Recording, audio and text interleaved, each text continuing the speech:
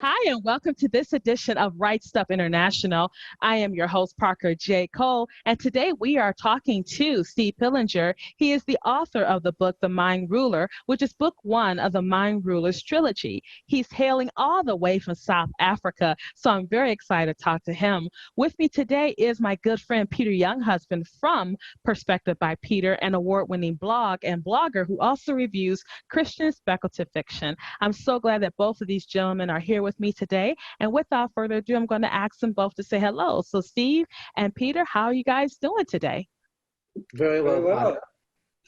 I am so Hi. glad you took time to be here with me today. Very excited for this show. So excited too, because as we do Rise Up International, I want to bring awareness to the international community that if you are a Christian author, no matter where you are, I want to have the opportunity to showcase you to our listeners and our viewers. Because guess what? The book that God has given you to write can be shared with the world. And we have been showcasing Christian authors worldwide for the past 7 years, and we'll continue to do that until God calls us home or he has me do something else. So I'm real excited to do this. And today you, Steve, are our first guest from South Africa. So I'm really excited about that. Before we start talking to Steve, I want Peter to say a few words about just talking to Steve today about his book and just what his general impressions were before we get into the meat of it. So Peter, share some thoughts with us right now. I kept seeing Steve's books on Goodreads in the review a forum we had there, and I get this thing sometimes when I'm sure God gives it to me, where I see a book cover, I read the blurb, or I start reading reviews, and I'm thinking, okay, this is a book that I need to read. So it kept coming up on the review thing, and I finally thought, no, I'm going to read this. And Sean Elliott Russell that we had on the first show, he was a great advocate of Steve's books. So I thought, yep, okay, and I've read Sean's books too. So I started reading them and I was just blown out of my mind. They are just absolutely fantastic. You are totally absorbed into the story. You really relate to and the characters become endeared to you. You suffer with them, you share their joys and their sorrows, and you get angry with the injustice and the spiritual oppression that happens to the townsfolk and the trials and tribulations that the restorers go through. And it is just absolutely amazing. And guess what? I really felt God in that book. I really felt God in that book. It was so great to join in during breaks and rejoin the restorers and everything else that's happening. It's just another world, and it's a great world to be in. I have to concur with you about that, Peter, because as I was reading The Mindruler, there is this sense of not being here, like you are completely gone. And books are wonderful, books have been written, but these books, you're just immersed. And like, I remember coming, like you come out of something, like you're coming to, like, oh, I have to go to work. Oh, I have to go to the bathroom, or, oh, I have to go do something else. So the books are phenomenal, and they really do immerse you into this world and into this plot and into everything that surrounds it. So I can't wait to tell our viewers about it. So without further ado, I'm going to introduce our guest co-host and contributor today, Steve Pillinger. Steve, how you doing today? Yeah, I'm fine, thank you. And I really appreciate what you've said. That thrills my heart as an author. Thank you so much, both of you. It's the truth. Me and Peter will definitely tell you it is the truth. We've definitely enjoyed The Mindruler. I only had the opportunity to read the first book, and Peter has read both books 1 and 2, and I know he's going to get around to book 3, but just book 1 is just this massive adventure and this storytelling and all these characters coming together to just, gosh, you're just sucked in, and that's a unique aspect that this book has. Just you're sucked into the story, and it's almost as if you get drunk off the book, their book drunkenness, and then you come out of it, you kind of don't want to come out of it because the buzz is still there, and then you have to like come back to real life, which who wants to come back to COVID, right? No one wants to come back to COVID right now. And so when you read the book, you're just completely immersed. So I want to encourage our viewers out there to go ahead and get your copy of the first book in the series, The Mindruler by Steve Pillinger. It's already gotten rave reviews, and you'll find out why when you pick up your copy today. So I'm going to go ahead, and me and Peter are going to just alternate back and forth, Steve, asking you questions. So, really excited to just delve into who you are as an author and what your book is about, some of the things that you discuss, and just everything else we can learn more about you. So I'm going to start by asking, tell us a little bit about yourself. Okay, thank you. Yeah, well, I'm a South African and British by nationality. I grew up here in South Africa, and I've worked most of my life with Wycliffe Bible translators, not actually as a translator, but first of all as a linguist, because I did some studies in linguistics, and then as a typesetter. So I take the finished translations and I typeset them, get them ready for printing. Married a wonderful Dutch wife, and we have two adult children. Our son Stephen lives in the UK, and our daughter is here in South Africa. So that's basically who I am. Tell your wife I said guten Mittag. That's all I got. that's all I got. Guten Mittag. And it's only because I've been reading about Dutch culture for one of my romances that I know that much. And Dutch reader of mine has been very helpful in that story. So that's all I got. Guten Mittag to your wife. And actually, for our viewers out there, it's 11 o'clock or almost 12 o'clock South African time for Steve, and it's almost 8 o'clock for Peter. It's almost 6 o'clock for me. And I'm just so thankful for technology that we can have these conversations no matter what time zone we're in. So I would love to ask you now, what's it like living in South Africa? And you mentioned that you're also British too, so I'm assuming you lived in the UK as well. But what's it like to live in South Africa? Oh, my wife and I have been very happy here. I grew up in a different country. As you know, there was a huge change from apartheid, racial segregation in the end of the 90s. So when we came back here, my wife and I in 2011, it was to a different country in some ways, and yet in other ways, obviously, it was very familiar. And we love the country. We love the people. We're very happy here. And we're planning on retiring here. But yeah, I've lived and worked in other countries. I spent 3 years in the States doing some studies in linguistics way back when. And then with Wycliffe Bible translators, we worked in Kenya for about 10 years. And then we were based in the UK for another 14 years until 2011. So yeah, we've traveled around a little bit. Have an eclectic background there. Mm-hmm. Yeah, Steve, I pick up the English accent, but I also pick up the South African. So you've got a bit of a mixture there, and it really is lovely to hear. Mm-hmm. I've got a bit of a soft spot for the English accent because my wife is English. She grew up in Kent, came out here when she was 11, and then so she doesn't have much of an English accent, but I can tell you that when she gets a little bit animated or when she gets angry, I'm thinking, oh, there's the accent. It comes out. So if you don't know that she's angry because of other things, you'll know she's angry because of the accent. But her mother has a very strong Londoner accent, which I love hearing as well. Now, Steve, just let's get down to some books and stuff. What are some things that you notice about books written by US authors that you find interesting? I've got a few things to say on that one as well. Okay. Well, let me say, first of all, I've read a lot of books by US fantasy authors that I've really thoroughly enjoyed. Because I do obviously wish that they were not written with American English and American spelling. You know. And I've had the opposite situation as well. I've had people reviewing my books and saying, you know, it was fine, but there were just so many spelling mistakes. Yeah. And obviously they just haven't realized that there are other kinds of English in the world. But the content is very good. Another thing that I've noticed with quite a few US fantasy stories, you know, very often they take place in a medieval world. And so you've got kings and queens and princes and princesses and so on. And what has sort of amused me a little and also kind of pulled me out of the story slightly is that very often US authors don't realize that terms of address for people of royalty or nobility are fixed. You know, you can't mix them around. So a king or a queen is always Your Majesty or here's a Her Majesty. But many books you get that called Your Majesty in one line, and a couple of lines later it's Your Highness, and then it may be Your Excellency. And so that kind of, I think, for anybody who's grown up in a monarchy, you're very aware of those differences. So that's one little thing that's. I would agree with you on that, because being Australia, we're part of the Commonwealth, and so we and Deborah being she's a real monarchist.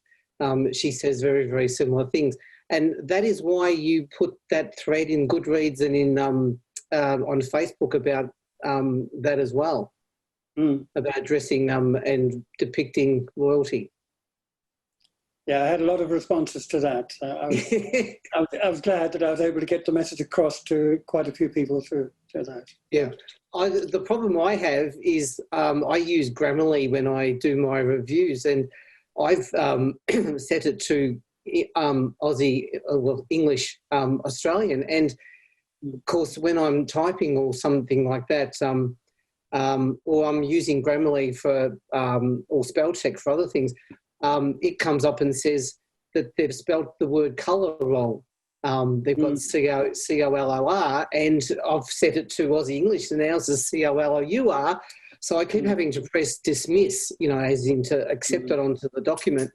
And sometimes when I'm doing my reviews, I find myself using the same thing. I put C-O-L-O-R, and I think, yep, this is mainly an American audience, so I'll just leave it, So then I think to myself, but don't lose your heritage and the spelling of your English words that you came from.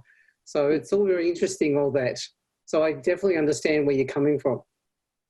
I gotta interject here because, we're foolish Americans over here. We don't know our Commonwealth adages like we should, or our forms of address, because we don't have a king or queen. Yeah. It's all diplomatic over here. No, I'm just joking, guys. I really appreciated that distinction, though, Steve. And ever since you said it, I have been so conscious of it. So I'm so grateful that you did mention that to us, because a lot of us probably didn't know.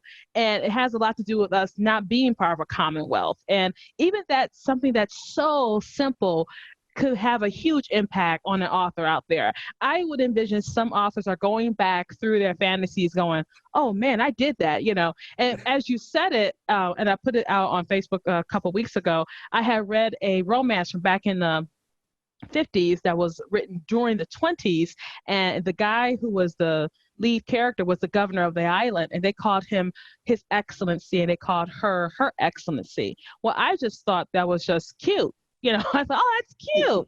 That's cute. And then when you explained the forms of address, I said, oh, that's for real. That's not, that's not cute. That's the formal way of address. And that type of stuff fascinates me. So I'm really glad that you put that out there. Now, the other thing I want to ask you is, what is it about speculative fiction that you enjoy so much? Oh, for me, it's absolutely the whole thing of answering a question, a what if question. That's what I really love. That speculative fiction is in all cases what it's doing is setting up a situation. What if this were the case? What if there was life on other planets? What if we could travel back through time? And what if, like for my books, what if God sent his son to die for people on a different planet? Those are all sorts of questions like that really capture my imagination. So I've always been a really keen fan of speculative fiction of all kinds, because that's at the heart of it for me. What if questions definitely do rock. What are you going to say, Peter? I was just going to say, Parker likes speculative fiction too, so do I. It really gets me going, and it's the biggest draw card for me to read a fantasy or even a science fiction novel, for that matter. As long as there's spec fic in there, I'm in. But reading your book, Steve, I could definitely class you as one of the masters of speculative fiction. Your books are just not loosely spec fic. They are really into it. I mean, the fact that you've excuse me, just let me go mute for 1 second. Oh, no problem. My app was playing up today. No problem. I have to concur with Peter on that too, Steve, because the quality of writing, I hope to get to that place one day. And it really takes an artist at what they do to completely immerse you in the story that you escape. And I'm not kidding, you get book drunk, like you're drunk, and I know Peter, I know you definitely can attest to that book drunkenness we were talking about earlier. Yeah. I mean, you develop so much into the novel, into the storyline, Steve. You've got language, you've got measurement, you've got time, distance, the calendar. There's all those things. It's very much Tolkien-esque in that regard. And when I wrote in my review that it should be classed as a Christian classic, I really did mean it. I mean, it is really up there. You've created a situation that I think other authors will probably get very envious of and may even try to imitate, which, as much as sometimes authors say that's a backhanded compliment, as a reader, if I had somebody that was imitating or developing maybe even further, I don't know, what you've done, I'd be saying, yes, but guess where it came from? That came from Steve. And it'd still be a fantastic read. So I think that you've started a really good platform there. It's very, very unique what you've done. So I would really say that you're a great spec fic master. And I'd love to see what you're going to come out with next. But we've already had sort of Facebook chats on that one. I'm not letting you off the hook on that one, Steve. Yeah. Peter's on me there. He's always urging me on to write new stuff. Well, no, I do appreciate that. And, I'm just very happy that the books are getting to people who are really enjoying it, because that's what we prayed all along.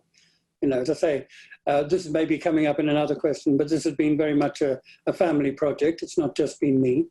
And so our whole family has been involved in the development of these stories. And it's a tremendous joy to hear reactions like yours. We feel, well, yeah, the Lord is really using these books, and that's a joy to us. But that is the next question. I'll let you go ahead and answer that one, Peter.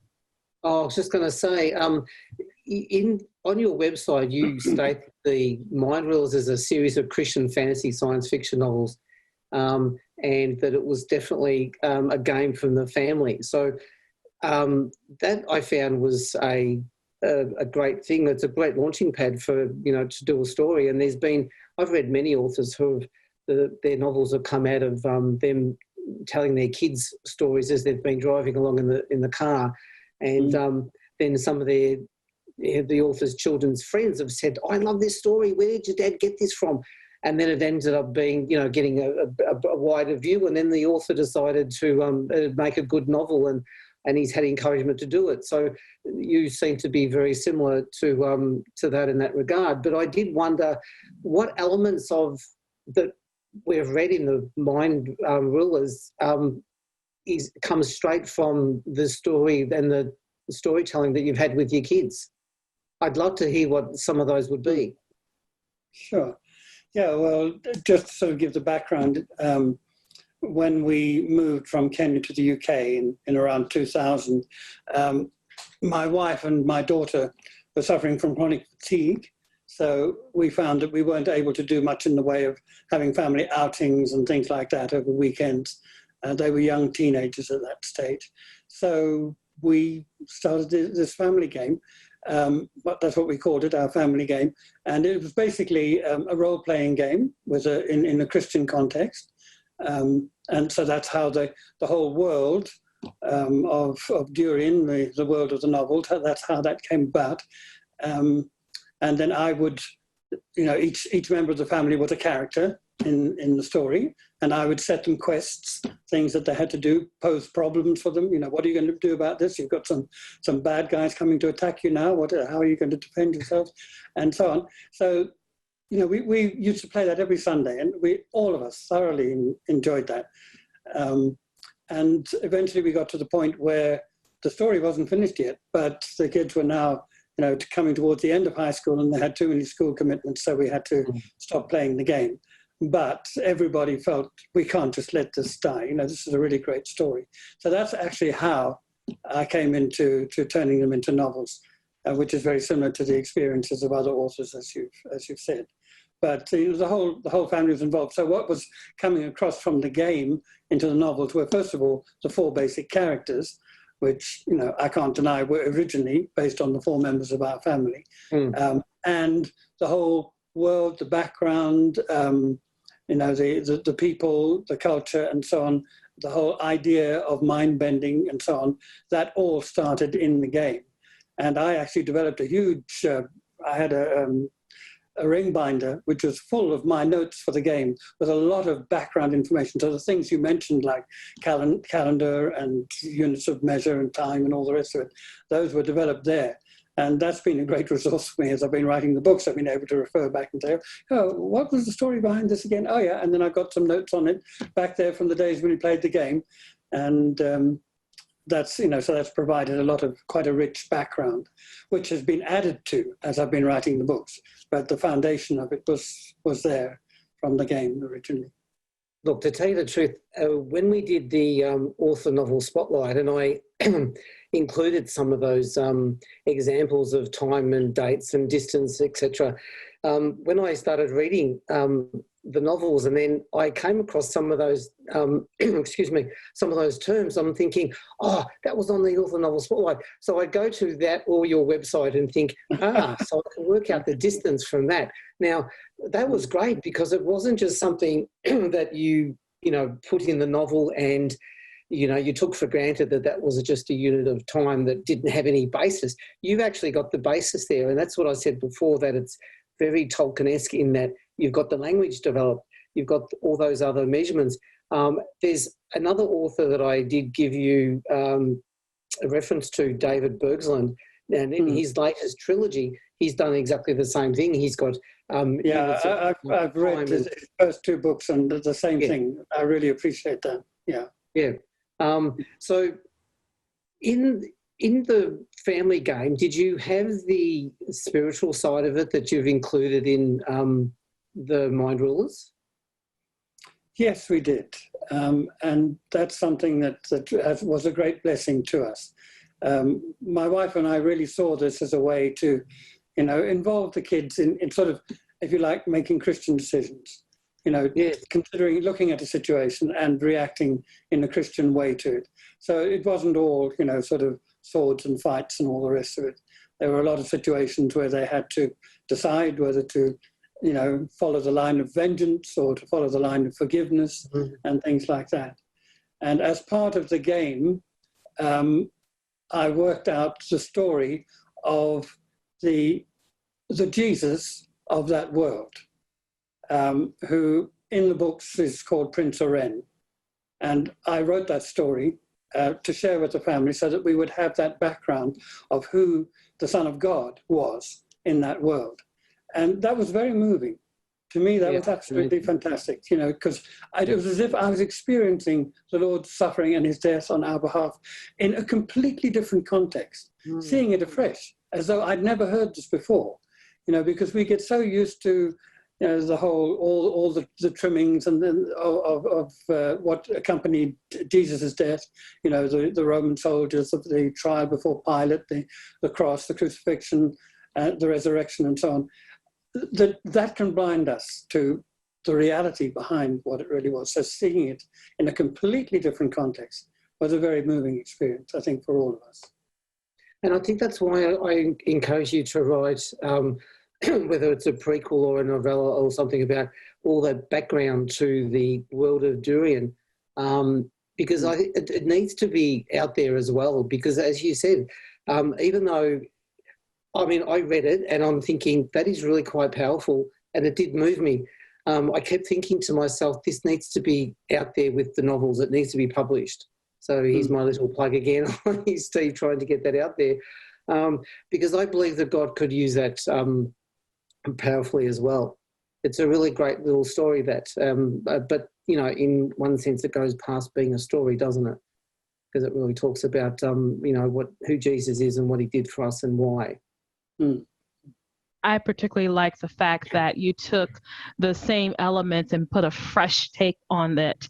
And I think sometimes we get so used to the routine that we forget that without the blood of Christ, we would not be here. You don't understand just how life-changing it is. And so when I was reading it and seeing the parallels, it was just beautiful, absolutely beautiful explanation, a beautiful way to express it in a different way. And it was interesting because when we first meet our characters and they're on this world, they're learning as they go along. And as they're learning, you're learning too.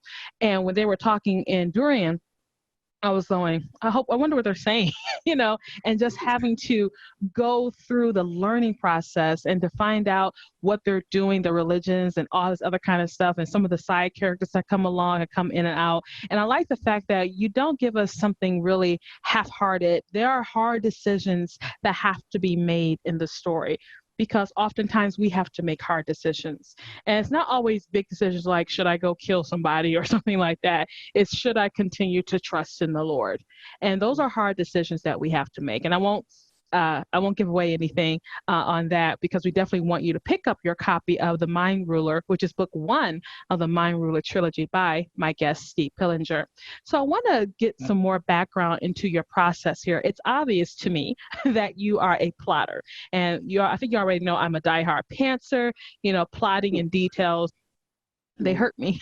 so I like to discover it on the way there. But your book is packed with a lot of information. So those people who like really immersive fantasy, like your book, you have maps, you have the language, you learn how to speak the language, and then on your website, you have supplemental resources. So my next question has to do now with your writing process. What does that look like, particularly for those authors who want to write high fantasy like this book is? I will consider it high fantasy. So for those who want to write like this, what is your process? So hopefully that aspiring author out there can possibly take nuggets from what you are doing and apply it to themselves. Yeah, well, as you say, I'm very definitely a plotter. With each book, it kind of went through a series of processes. So initially, it was kind of just working out the very basic sequence of events. I know some people they know what the ending is going to be, but they have to build up towards that in a spontaneous way. I need to have the beginning, the middle, and the end planned out. So, first of all, in very broad detail, and then I would go through and do a synopsis in which I would sort of plan the stages in more detail. And then I would go through and plan detailed outlines of each chapter and scene. I have to do that. I can't just sit down and write it because I need to know where I'm going in more detail. So that was quite a major process, planning all of those. And then getting into the actual writing. And the other thing with the writing, I think everybody differs on this. So many people have said to me, just write, let it flow, and then you can come back and do your editing later. I'm afraid that's never worked for me, because sort of, to me, a thing has to be well expressed before it's real. So if I just scribble down a scene, and then I look at it, no, that's not real. This hasn't actually happened. I've got to go through it, and I've got to make it sound good, even if later on that scene is going to be completely scrapped. So that's how I work with my writing. And I do come back later, and I do edit it, and I do, make deletions and additions and all the rest of it. So it goes through a long process. These books have been about 20 years in the making. So, I hope if anybody else is following this method, they can get it through it more quickly than I did. But that's also because, I was doing it in addition to my daytime job, and there were a lot of interruptions and pauses in the whole process. But I also had people who, proofread things for me. So my wife was my alpha tester, and she was absolutely fantastic. She would go through everything with a red pen and cross out whole scenes and reduce verbiage. And she actually really changed my writing style. My natural style is much more, verbose than what you actually see in the books. And then I would share it with the rest of the family, and also with a small group of people who give me feedback and bring up lots of things that I otherwise would never have thought of. So I don't know if that answers the question the way you wanted it, but just some ideas. Oh, it does. Okay, good. Yeah. Oh, it does, definitely. I was going to add to that, I was laughing a little bit because you have maps in the book, and I have no sense of direction. And so for me, I thought they're gorgeous maps, but I was like, I have no idea where I'm going. But see, that's the pantser in me. I kind of go along for the journey, you know. I like to explore, but not everyone likes to get lost. And you kind of said, I can't write like that. That I have to know where I'm going. I would like to know I'm going to get there by this time of day, and this is going to happen. And so it's interesting how that just translates into your book, because your book is highly detailed and it's a natural flow. And I bet that is what adds to that immersion feeling and book drunkenness that our readers are going to get when they pick up your copy of the Mindruler, available on Amazon.com. So yeah, I think it's wonderful. Maybe one day I'll get to that point where I can plot out and not kill myself over it, because I just hate plotting. I like to discover it on the journey there. Many of my listeners know that, you know. So Peter, go ahead and ask the next question or give your thoughts. I was just going to ask one other question relating to the previous one, Steve. As we've said, you know, there's so much in your novels and you need to plot it all out. Do you use any software to help you do that? Because I know there's Scrivener and Parker. What's some of the others? Papyrus is another one. Yeah, Scrivener. Yeah. Do you use any of those? Mm-hmm. I discovered those a little late. When I first started writing, you know, the novels around 2000, I was just using Word. But actually what I did in Word was I created a lot of keyboard shortcuts and macros and so on, which enabled me to, you know, enter things in the right kind of format. Like a lot of the Durian words that I use, they've got sort of, you know, confetti on them. So the name of the country, Durian, has a little, you know, sort of cap over the U and stuff like that, because I'm a linguist, so I have to have that kind of stuff. Well, I had those all as shortcuts in Word. And so I did try, I can't remember what the name of the software was once, and it was very nice because it gave you this overview of chapters and scenes and so on, which, you know, I didn't easily get in Word. But I just missed all those shortcuts so much that I ended up migrating back to Word again, and that's how I've stuck with Word all the way through. Well, guess what? What I really appreciate is I like being challenged, and you know, writing the review. Whenever I came to the word jury, and I thought, "Oops, I've got to go into the special carriages and put the thing over the U," which I'd never done before. So I was thinking this is really good. Spelt correctly every time with a little cap over the U. That's right.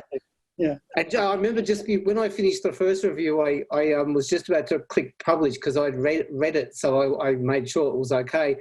And just before I clicked on the word the icon publish, I thought, oh, the accents. So I quickly went back, and yes, I'd left out a lot of them, so I had to go back and do them. But yeah, I was really excited to use that special character button. I'm thinking this is great. Yeah. But one thing for sure is that you know, because you are a linguist, and this is a huge part of the story, particularly in book one, about being a linguist, because language is a bridge. And my wish, if I was granted a wish, my one wish would be to speak fluently in every language in the world. That'd be my one wish. And because that's currency to me. But, you know, as a linguist, you do have a unique look at languages. And I would love to get your viewpoint of what is it about languages that you find so fascinating, to the point where you created your own. Mm-hmm. Yeah, I've always been interested in languages. I think, you know, I just find so much richness and variety in the way different languages encode things, you know, so you just find different ways of thinking. And so it's often been said language is a window into the soul of a people. And it's through the language you discover all sorts of things about how people think about the world and so on. I mean, for instance, one thing with English, which many English people are not even aware of, is that we have a huge gap in our pronoun system. Such a normal everyday thing as, you know, I, you, he, she, we, etc. And the gap is the word you. You can be one person or it can be many people. And for speakers of many languages, that is really strange. You know, so we can have a situation where a person can be talking to one member of a group, and they'll say, you know, would you like to come along? And it can be completely ambiguous. Are they inviting that one person to come, or are they inviting the whole group to come? You know, in another language, that there would be no ambiguity. It would have to be specified. They're either asking the one person or they're asking the group. That kind of thing I just find very interesting. Yeah. But Steve, as you would know, in the Hebrew language, there's a word for every single thing. There's no ambiguity. You have a word for one specific thing only, and there's no ambiguity. That doesn't mean anything else other than that. So when you were talking about just then about language, that's what brought to my mind. I'm thinking, well, the Hebrew language is some people have said it's almost like the perfect language, and others have said yes, and that's because it was originated from God. So yeah, there's a few parallels there with that. So I totally agree with you about the you, though. We do that, and we don't realise the ambiguity of it because we're used to it. Yeah, you get some sorry, yeah. I was going to say, please. you get some very interesting things, as other languages working overseas, particularly working in Kenya with the Ndili people. One thing that really struck me right at the beginning when I was learning the language was that there's no word for thank you in Ndili. And it seems such a big gap. But, when you come to understand the culture, well, yeah, you do something and you don't expect anybody to express appreciation or anything. If they like it, well and good. If they don't, too bad, You just do your own thing. There are very strong, people who are there's a kind of aggressiveness to the culture. So soft little things like please and thank you just don't enter into the picture at all. That's sort of just getting a window on the culture kind of thing. But so I brought across a few things like that into the books as well, into my Durian culture, just because I so enjoy seeing those differences between people. But now I want to get into some of Mindruler, because we got a chance to know you as a person, your thoughts, your process behind it. Now let's get into Mindruler. And like I told our viewers before, when you start to read Mindrulers, don't be surprised at forgetting that you're sitting, like Peter said when we were talking offline, Peter said he would be on the train going back and forth and I'm in Durian. No, I'm not. I'm in Durian. No, I'm not. Like the train station took him to Durian. I really missed my station to get off. Yeah, because I'm not here. Like I'm not here anymore. So don't be surprised when that happens. So you told us about how it was a family project. And so I want to know, when did you say, you know what, this is going to be from family to I'm going to share this with the world? When did that moment happen for you? Yeah, basically at the end of the family game, when we'd all enjoyed the story so much. And we all felt, that this would be a story that would be good to share with others. So, yeah, that was the point at which I started feeling, this is something that the Lord was really leading us all as a family to share more widely. Okay. All right. So go ahead and tell us about the Mindrulers, and no spoilers, if you can. You give us a light spoiler. I'm very spoiler sensitive. Peter will know I'm very spoiler sensitive, but you could give us light spoilers, but not the big, oh my gosh, plot. We don't want that type of spoiler. So go ahead. Tell us about the Mindruler. Yeah, well, it's the story of 4 people who suddenly, unexpectedly find themselves on a different world. Which, of course, immediately will bring to people's mind C.S. Lewis and the Narnia stories. I can't deny that they might have been an influence in the back of my mind. It wasn't a conscious, deliberate thing on my part, but that was doubtless an influence. But it is a very different story from the Narnia books. I mean, for a start, it's definitely an adult story. It's not a children's story. And the whole thing develops very differently from that point onward. But yeah, so these 4 people, each of them is facing a particular difficult situation on our world, and they suddenly find themselves transported into a new world, which is where they are going to have to wrestle through and find the solution to that problem which they're facing. So when they arrive in this world, the first thing that happens is that they find themselves plunged into a civil war, and they end up being rescued by the losing side in the civil war, so they have to go into hiding. And during the period that they're in hiding, they start learning the language, they start finding out about the people they're with, and they discover that this whole world is suffering under the scourge of mind bending. It's a bit confusing. There's two terms. So the book is called The Mindruler, and that's the title of the ruler of the country, who controls a whole network of Mindbenders. And the Mindbenders have these telepathic powers which enable them to control people. Not everybody, not all the citizens of the country, but they have their particular slaves, as it were, who are mind-bent and have lost all control over their own actions. So they're like puppets, but they're able to develop within that system. They can gain a certain amount of autonomy. So it's quite a complicated system, but it's basically, you know, totally oppressing the country. And the rebels have been trying to break free of that. And the 4 people who are transported into that world also discover that they are being regarded as a fulfillment of prophecy, which of course takes them completely by surprise. That there's prophecy in the holy book of that world which says that the restorers of the way will come and they will bring back, you know, the worship of God, because this country had been a very Christian country previously, and now it's being undermined by the Mindrulers. So they then have to face this. They have to decide to accept their role as restorers. Most of them do, not all of them. And then from that point onwards, they start going out and having to trust God to lead them into the way in which they can really fulfill his purposes for them in this world, which is to overcome the scourge of mind bending.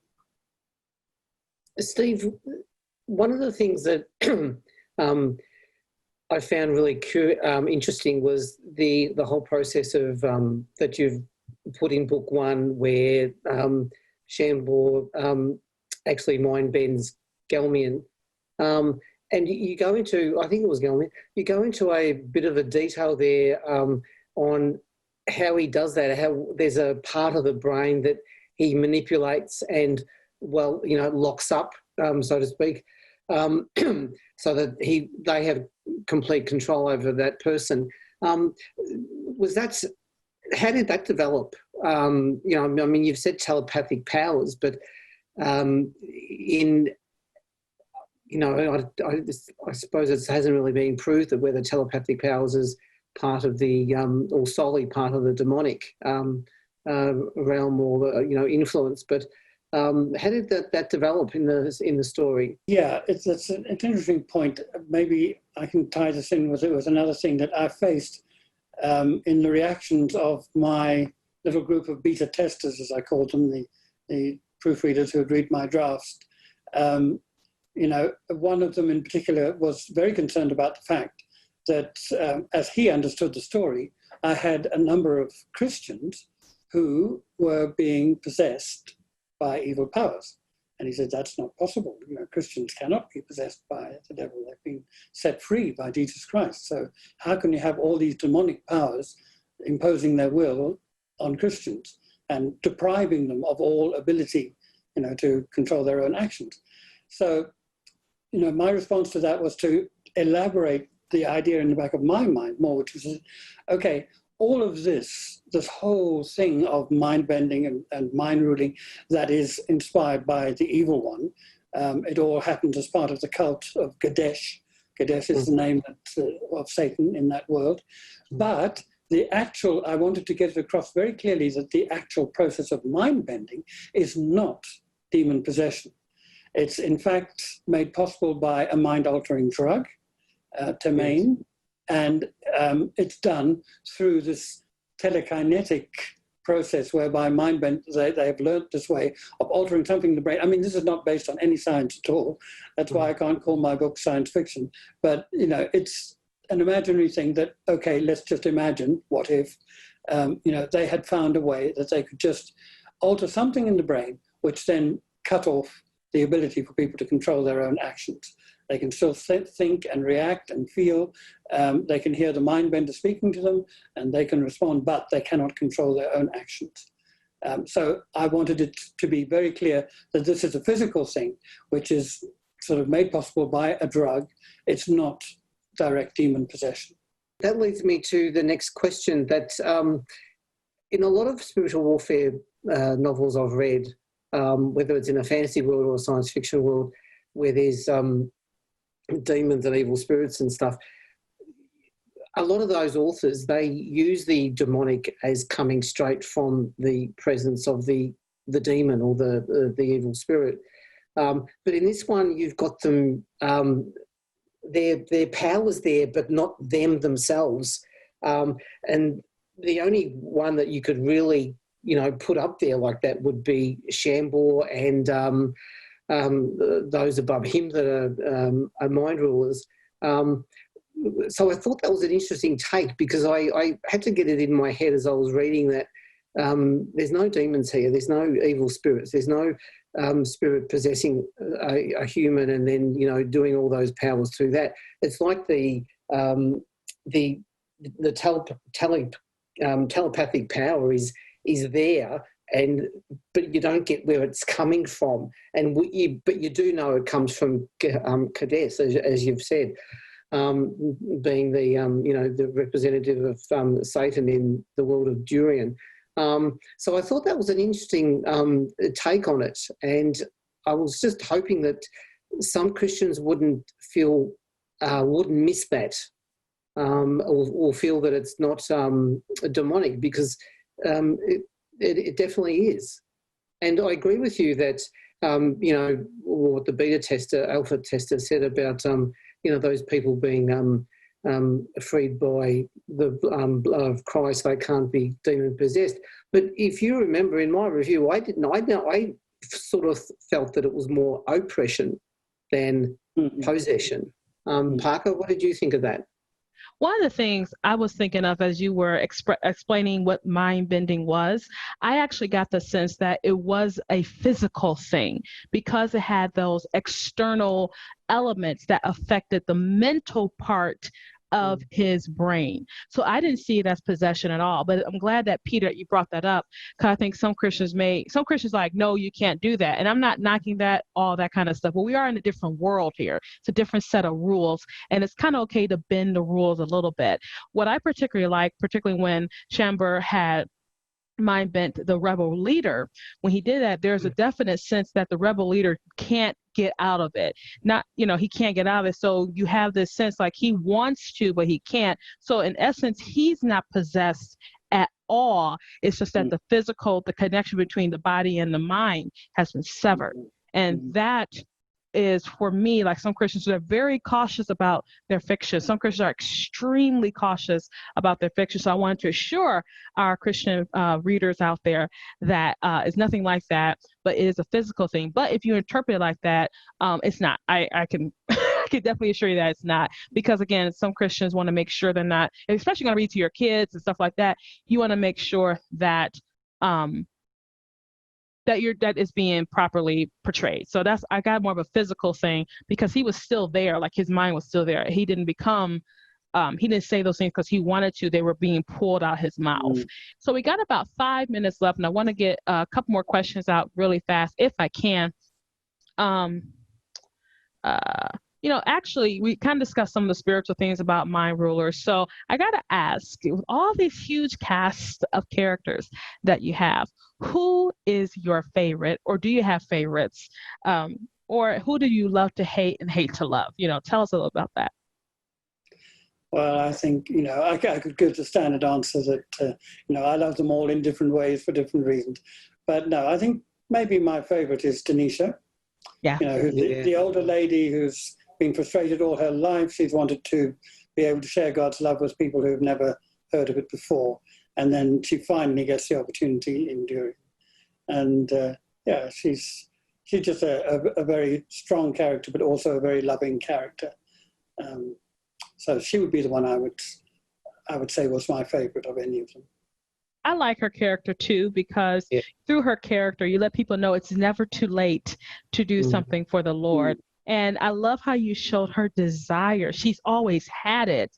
And then when she couldn't go to Kenya, her church, and this is not a spoiler, guys, when she couldn't go to Kenya, she was just so disappointed. And it reminded me of church hurt, and how sometimes the church can hurt you, sometimes deliberately, but sometimes just without meaning to do it. They said, well, we want younger people to go, as if she was off the shelf.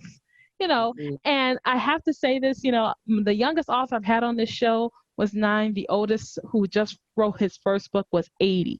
So between 9 and 80, you can still do what you have to do. Okay. And I love Denisha. I love her character because I actually was kind of empowered. Like, it doesn't matter. You're never too late to start or even to begin. For that matter, never too early to begin, never too late to start, So I did like that. My next one is, I see the reviews online, but I know people have contacted you about Mindruler. So what have readers said about it? Well, there have been a lot of comments similar to what you were saying earlier on, Peter. People have really appreciated the book. They've liked the world building, the reality of the world, as you've both been saying now. I think the one comment that I really enjoyed, excuse me, I had it just near here so I could read it, from one reviewer was, there were times when I cringed, times when I yelled, and times when my heart sang. And that thrills my heart as a writer, that it could have that effect for people. Yeah, but there was also, reviews of the other kind. Some people just didn't like it very much at all. So, I'm just happy that there are people for whom it is very meaningful. Okay, so what's next? Mindrulers is finished. You finished book 3 earlier this year. So what's next? Well, as I shared earlier, writing a book is a very slow process for me. I hope that I may be able to get out either a novella along the lines that we've already talked about, maybe the story of Prince Loren, or maybe a sequel, just a short sequel. But that would be in the next couple of years before I actually retire full-time. And possibly when I retire fully, there'll then be time for me to write a prequel. As you've suggested, a lot of people have said that they like that idea. My family, in fact, likes that idea a lot. So I might get into the story of the founders of Durian, going back, 300 years, and just tell their story. But as I say, that'll have to be in a few years' time, I think. We can wait, Steve. We can wait. We'll probably need to read your books over again anyway during that time. If I can do more, I will, but it's as the Lord makes possible. Well, we'll definitely be praying about that one. Okay, thank you. Yeah. Well, Steve, thank you so much for being with us on this edition of the Right Stuff International. Really enjoyed having you. And to our viewers out there, Steve, Peter and I are not making it up. When I say you're going to get book drunk off this series, it will be a drunken feeling. And we're not kidding when we say when you have to stop for some reason, it's because you're in the world of Durian. And so Steve really shows himself as a world-class wordsmith. And I know you're going to enjoy the Mindruler. So make sure you go ahead and pick up your copy today. Now, Steve's information is at the bottom of this video in the description, so you can follow him online, and you can follow him at his website and on Twitter as well. Just look into the description of this video.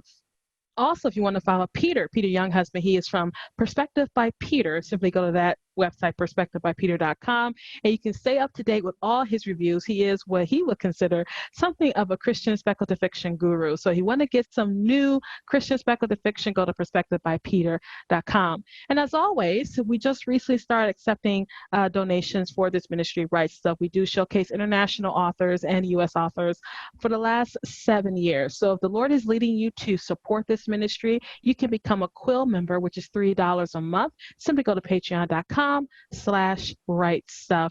If you can't support, no worries. I covet your prayers. Your prayers would do so much more than money can. But if you want to prayerfully support this ministry, you certainly can by going to our Patreon account. Thank you guys so much for being with me. Steve, really enjoyed having you. Peter, once again, thank you for the connection. And to our viewers out there, we'll see you next time. Bye.